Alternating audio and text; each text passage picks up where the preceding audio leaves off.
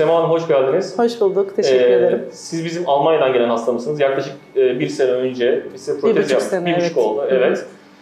Bize ilk geldiğinizde çok ciddi sıkıntılarınız vardı. Evet. Öncelikle ne gibi sıkıntılarınız vardı? Bize gelmeden önce bu horlama ve uyku apnesinde ne gibi sıkıntılar yaşıyordunuz? Bunları anlatabilir misiniz? Tabii ki. İlk önce ben uyku uyuduğum zaman hızlı bir kalp atışıyla beraber uyanıyordum. Tabii ki ben bunu yaklaşık 2 sene çektim. Panik atak şeklinde yataktan sıçrıyordunuz. Evet, panik atak şeklinde yataktan sıçrıyordum. Uyandığım zaman da sanki hiç uyumamış gibi gece bir yorgunluk, halsizlik, bir tuhaf bir şeylerle kalkmış oluyordum. Bu sefer doktora başvurdum bu şikayetlerimin üzerine. Kontrol etti baştan beni.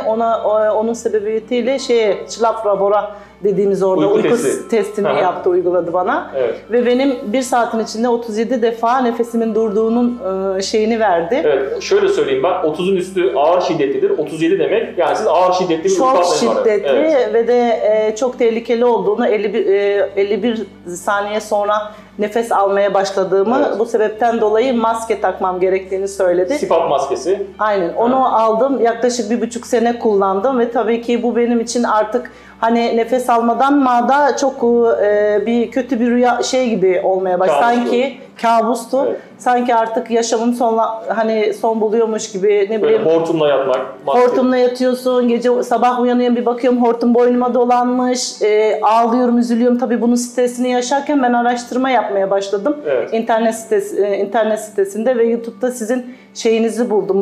Bu protez diş üzerine uyku apnesi olarak.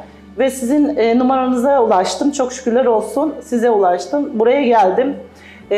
Kendime bu şeyi aldıktan sonra, şipangeyi aldıktan sonra çok rahat bir şekilde uyumaya başladım. Neler oldu mesela? Bir anlatın bakalım. İlk başta kullanmaya başladığım zaman tabii ki bir tuhaf hissediyorsunuz. Evet, yanlış meyvesi oluyor. Acaba uyurken ne yaparım gibi korkusunu yaşamadım. Bir tuhaflık hissettim ama tabii ki öncelikle maskeden kurtulacağımın heyecanı, sevinciyle kendimi adapte ettim ona. Evet. Bu sefer hiç deliksiz uyumaya başladım ilk başlangıçlarda.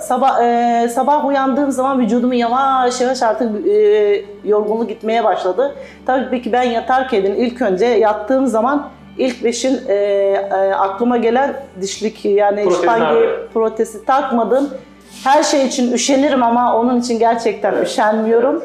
Alıyorum, çok memnunum. 1,5 seneden beri kullanıyorum. Ve de herkese tavsiye ediyorum bunu. Sizden Allah razı olsun. Beni bu şikayetimden kurtardığınız için. Severek her yere artık gezmeye ve kalmaya gidebiliyorum. Küçücük bir protez kutusuyla beraber yani herkese tavsiye ediyorum. Sağ olun. O zaman bir sonraki kontrolde görüşmek üzere. Yorumunuz için çok teşekkür ederiz. Ben teşekkür ederim.